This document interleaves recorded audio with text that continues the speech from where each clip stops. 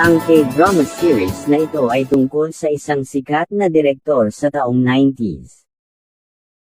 Siya ay isang magaling at hinahangan pagdating sa paglikha ng mga kakaibang pelikula. Ngunit dahil sa pagiging mapusok nito sa paggawa ng mga sikat na programa, may isang bagay ito na naisip, isa pelikula. Delikado ngunit naging mapangahas ito. Dahil sa gagawing proyekto, kinailangan niya ng babaeng gaganap sa kanyang naiisip gawing proyekto. Kinuha niya ang rekterang ito upang gumanap sa isa sa pelikulang proyekto.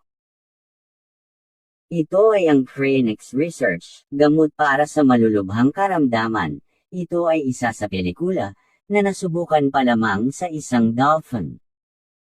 Ang hindi nila alam, dito na magkakaroon ng panibagong kabanata sa kanilang buhay. Dahil nang sinubukan na ng ating dalawang bida, ay nagkaroon ng problema ang system. Sila ay nakulong at na-preserved sa nagyayelong mga tube. Nakatulog ng 20 years, pagkalipas ng mahabang taon muling natuklasan ang kanilang naimbento at nabuksan ito. Uli na para magulat sila dahil